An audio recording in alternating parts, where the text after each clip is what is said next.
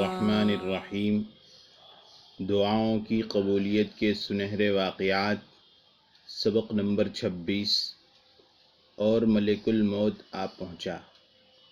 محترم حضرات، یہ واقعہ جو آپ سننے جا رہے ہیں بالکل سچا ہے اور ایک عرب ملک میں پیش آیا تھا۔ اس واقعے کو قریباً 10 یا 12 سال گزرے ہوں گے۔ جب یہ واقعہ پیش آیا تھا تو اس کی بازگشت مقامی اخبارات اور مجالس میں سنائی دی تھی۔ بعض اوقات انسان تکبر کے سبب جوانی کے نشے میں یا دولت اور اقتدار کے گھمنڈ میں بے حد غلط باتیں منہ سے نکال دیتا ہے۔ اسے معلوم نہیں ہوتا کہ عین ممکن ہے وہ قبولیت دعا کا وقت ہو۔ ایک نوجوان لڑکی ایک سپر مارکیٹ میں اپنے جسم کی نمائش کرتے ہوئے زبردست انداز میں جا رہی تھی۔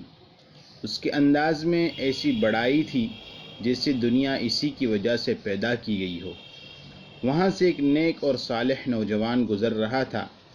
اس نے ہمدردی کے طور پر کہا، میری بہن، اپنی اس چلن سے باز آ جاؤ۔ اگر اسی حالت میں ملک الموت تمہارے پاس آ پہنچا تو اللہ کو کیا جواب دو گی؟ اس کے جواب میں وہ مغرور لڑکی کہنے لگی، اگر تم میں ہمت ہے تو ابھی اپنا موبائل نکالو اور اپنے رب سے کال ملاؤ کہ وہ ملک الموت کو بھیجے۔ وہ نوجوان کہتا ہے، اس نے ایسی ہولناک بات کہی تھی کہ مجھے ڈر ہوا کہ کہیں اس بازار کو ہی نہ ہم پر الٹا دیا جائے۔ میں ڈرتا ہوا جلدی سے وہاں سے نکلا۔ جب میں بازار کے کنارے پر پہنچا تو میں نے اپنے پیچھے چیخ و پکار اور آہ و بکا کی آوازیں سنی۔ میں واپس مڑا تو دیکھا کہ ایک جگہ لوگ اکٹھے ہیں۔ یہ وہی جگہ تھی جہاں میری اس لڑکی سے بات ہوئی تھی۔ میں نے وہ منظر دیکھ کر ٹھٹک گیا۔ وہ لڑکی ٹھیک اسی جگہ پر مردہ حالت میں پڑی تھی جہاں اس نے ملک الموت کو بلانے کا چیلنج کیا تھا۔ میں تو اس چیلنج کے بعد فوراً وہاں سے نکل گیا، لیکن لڑکی اسی وقت منہ کے بل گری اور دم توڑ دیا۔ ذرہ برابر بھلائی۔ میں ایک لمبے سفر سے لوٹ رہا تھا۔ اللہ کا کرنا ایسا ہوا کہ میرے آس پاس کی سیٹوں پر نوجوان براجمان تھے جو قہقہے لگانے، سگریٹ پینے اور گپے ہانکنے میں مشغول تھے۔ جہاز کی ساری سیٹیں پر ہو چکی تھی۔ میرے لیے اپنی سیٹ بدلنا بھی ممکن نہیں تھا۔ میں نے اس صورتحال سے بھاگنے کے لیے نیند کا سہارا لینے کی کوشش کی۔ لاکھ جتن کیے لیکن نیند میری آنکھوں سے کوسوں دور تھی۔ میں نے قرآن کریم نکالا اور آہستہ آواز میں تلاوت شروع کر دی۔ کچھ دیر بعد یہ نوجوان بھی خاموش ہو گئے۔ کوئی اخبار پڑھنے لگا، کوئی سونے لگا۔ میں بدستور تلاوت کرتا رہا۔ میرے پاس بیٹھا ہوا نوجوان اچانک کہنے لگا، بس اب مزید سننے کی ہمت نہیں۔ میں نے سمجھا شاید میری آواز کی وجہ سے اسے الجھن ہو رہی ہے۔ میں نے معذرت کی اور خاموشی سے قرآن پڑھنا شروع کر دیا۔ وہ انتہائی بے چین دکھائی دے رہا تھا۔ وہ پھر مجھ سے مخاطب ہوا اور کہنے لگا، بس اب مجھ میں مزید ہمت نہیں ہے۔ یہ کہہ کر اپنی سیٹ سے اٹھا اور چلا گیا۔ کافی دیر بعد واپس آیا۔ افسوس بھرے لہجے میں مجھ سے معذرت کی اور بیٹھ گیا۔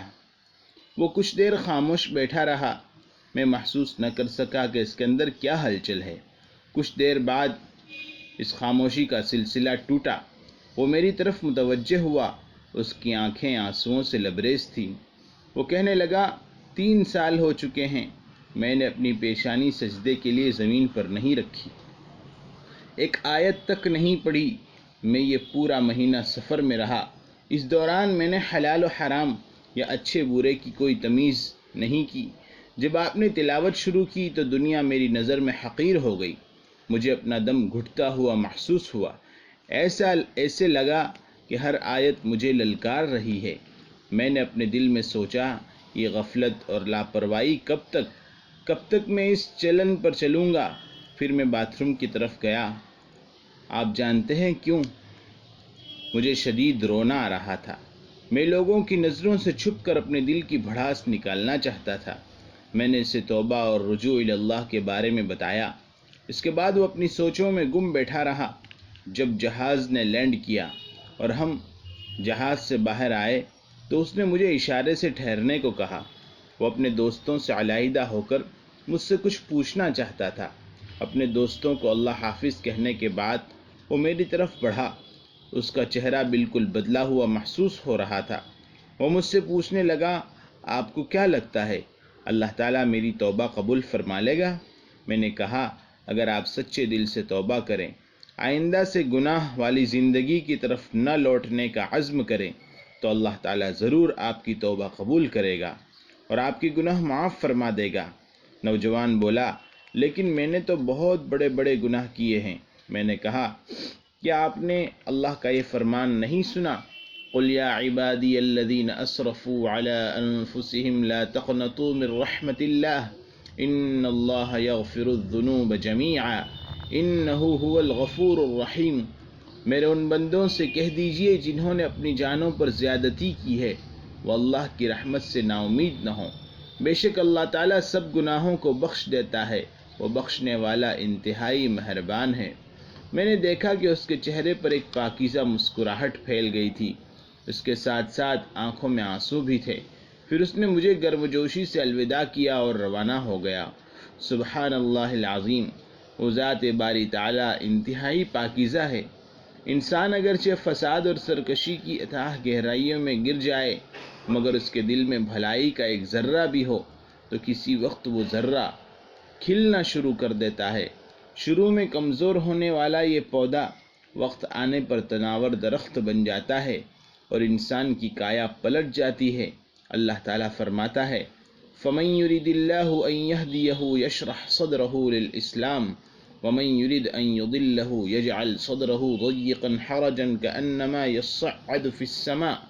اللہ تعالیٰ جسے ہدایت دینا چاہتا ہے اسلام کے لیے اس کا سینہ کھول دیتا ہے، اور جس شخص کو گمراہ کرنا چاہتا ہے اس کا سینہ تنگ کر دیتا ہے، گویا کہ وہ آسمان کی طرف چڑھ رہا ہے۔